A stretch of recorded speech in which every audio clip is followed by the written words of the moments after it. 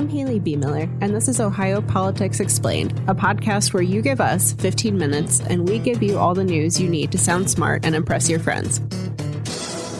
Welcome back to Ohio Politics Explained. Today, we'll discuss the fight over abortion access, a potential change to the Medicaid system, a former vice president's visit to Ohio, and the latest effort to rein in JobsOhio. Joining you today is Anthony Shoemaker. Hi, Haley. So, before we get started, since I haven't bothered you all in a minute, if you find interesting or helpful, please consider leaving us a review or rating on Apple Podcasts. If you don't, pretend I didn't say anything. Our first topic is abortion. As you all likely remember, Ohio voters enshrined abortion rights in the state constitution in 2023. But that hasn't stopped Republicans who oppose abortion from testing the limits. Since the amendment passed, lawmakers have pushed bills to restrict telehealth, reinstate the 24-hour waiting period, and even require fetal birth and death certificates. What do anti-abortion lawmakers and groups say about these efforts? Yeah, well, anti-abortion groups are saying that the constitutional amendment, even though it easily passed in 2023, doesn't give, unfettered access to abortion, to the pill or the procedure, and that lawmakers are allowed to make some changes on how abortions are regulated in the state. Yeah, and I think it's safe to say that the ultimate goal is to get these policies before the Ohio Supreme Court. I don't think the lawmakers who support these have any doubt that if these were passed by the Ohio House and Senate and signed by Governor Mike DeWine, that there would be lawsuits, that groups would argue that this violates the amendment that was passed in 2023. And Republicans right now have a 6-1 majority on the state Supreme Court, and they're hoping to make that 7-0 come November. Yeah, I mean, Jennifer Brunner is the only Democrat that's left in statewide office, and Republicans are gunning for her this year. There's 11 bills currently, I think, in the current General Assembly that are abortion related. So even though some people may feel like, we've already voted on abortion, we passed a constitutional amendment, it's a done deal. Doesn't look like it is.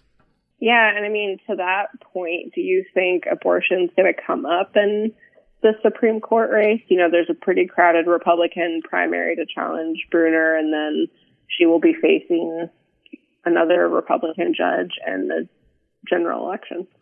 Yeah, I mean, I would have to think that it will come up as an issue in some way. I mean, Mike Gondadakis with Ohio Right to Life is saying, if you care about life and that's a big issue for you, the Supreme Court race on the ballot this year is the most important race in the state for people who are pro-life. I mean, obviously also you have a governor race and an attorney general race, and, those are also factor into abortion policy in the state. Nobody really seems to think that it's likely that we'll put another ballot issue up on abortion, but even that is a possibility down the road at some time. I think some other states like Missouri have passed abortion amendments and things at the ballot, but then coming back to overturn those. So down the road you could see another effort to do that. Yeah, just when we think something is a done deal in Ohio, it is very much not. Let's move on to Medicaid. Ohio could lose an estimated $3 billion in state and federal funds under changes in the so-called Big Beautiful Bill. Because of that, experts say now is the time for state lawmakers to really take a look at Medicaid and decide if it's working as it should. Cut to a bipartisan bill that would shift Medicaid from a managed care model to an administrative services model. What exactly does that entail?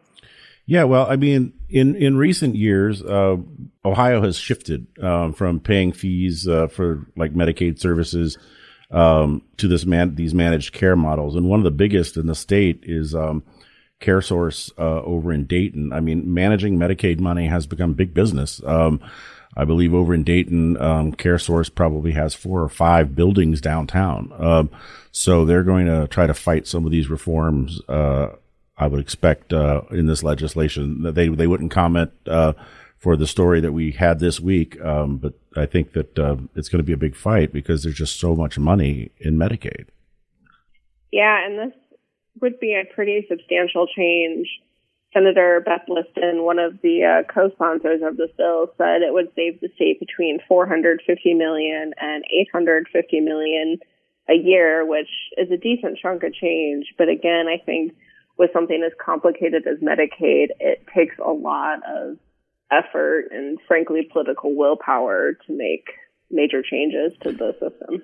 Yeah, I mean, when you're talking about, $10 million here, $10 million there, I mean, to most of us, that sounds like a lot of money. But when you really think about it, Medicaid costs Ohio around $43 billion a year. So it's substantial. Yeah, for sure. Our next topic is Mike Pence. The former vice president was in Ohio this week for an event at Denison University.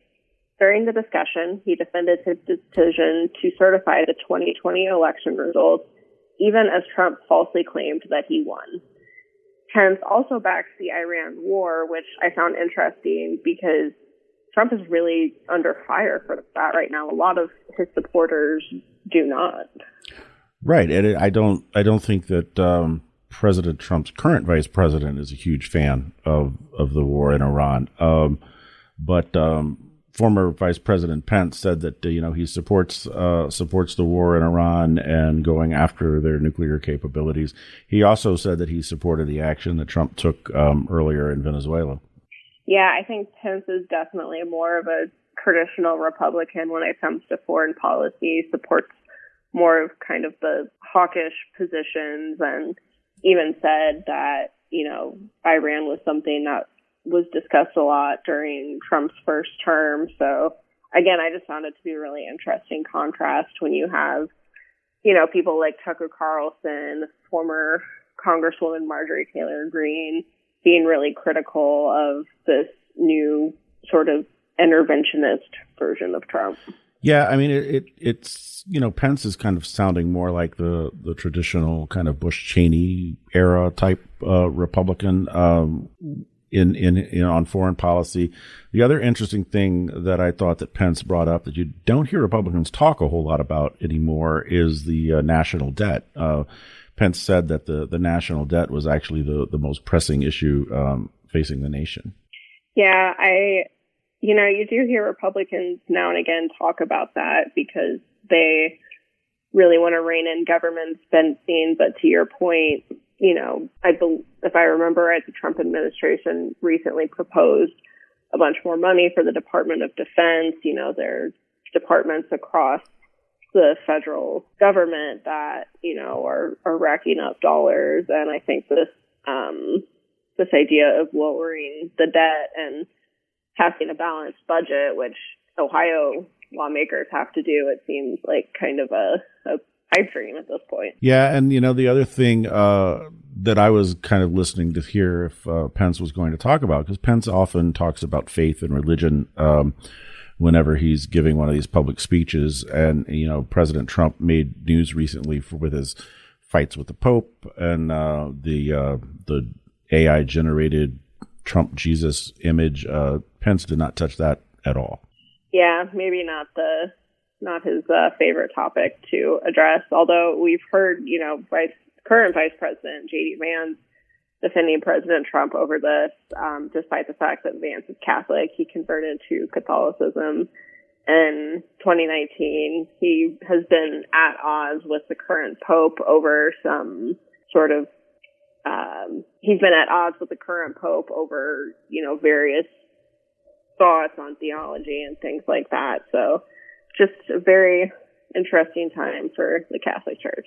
Yeah, and the Pope has been really targeting the war in Iran, and talking about peace, which popes traditionally do, and that's kind of put him and Trump at odds on that. We will end today with JobsOhio. A Republican state senator wants the private economic development agency to open its books. Senate Bill 420 would make JobsOhio meetings and records public and require an annual performance audit. This is the latest fallout after JobsOhio sponsored a podcast tied to the resignation of former Ohio State President Ted Carter. And the criticism is coming from both sides of the aisle. Yeah, I mean, for people who don't remember, JobsOhio was set up in 2011 by former Governor Kasich, and one of the most controversial things about it, setting it up as a nonprofit, was it kind of gets it away from traditional audits and investigations and open records and some of that kind of stuff. Attorney General Yost came out talking about how JobsOhio needs to be more transparent. Even former Governor Kasich talked about how the Carter scandal was kind of a signal that there might need to be some kind of a reform for JobsOhio. It's a very secretive organization, and lawmakers on both sides are pushing for it to be more transparent and public. Yeah, and I mean, it's secretive, and it was designed to be that way. I mean, when Kasich launched this, he and other proponents of this said, they need to be able to do what they do without the bureaucracy of government. They need to be able to negotiate in private. But, I think there's a question now of whether they're drifting from their mission for a little bit. Do they need to be getting involved in podcasts when they should be focused on things like Anduril or Intel or these things that are going to bring jobs to the state? So it'll be interesting to see if the scrutiny continues. Yeah, and it's also, you're getting a hint of the kind of money that JobsOhio throws around. I mean, if they're able to spend $15,000 for one episode of a podcast, it makes you wonder what they're spending on other things. A fun fact before you go. Over the years, Ohio lawmakers have added more than 200 designated days, weeks, and months to the state calendar. Most are bipartisan and non-controversial, some aren't. Our colleague Jesse Ballmer did a fun story looking at this, which you can check out on our website.